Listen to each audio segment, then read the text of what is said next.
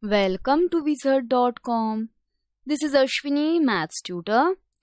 Our question is the smallest number that can be formed by using the all digits, and we have given the digits 6, 7, 7, 2, 5, 9, 7 is.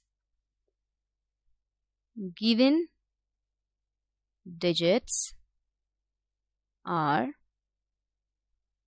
6, 7, 7, 2, 5, 9, 7.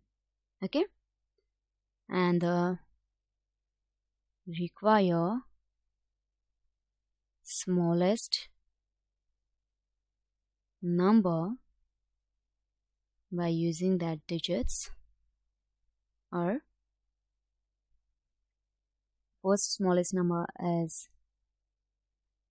smallest digit is 2, then after that 5 comes, then 6, then 777, and then 9. Okay,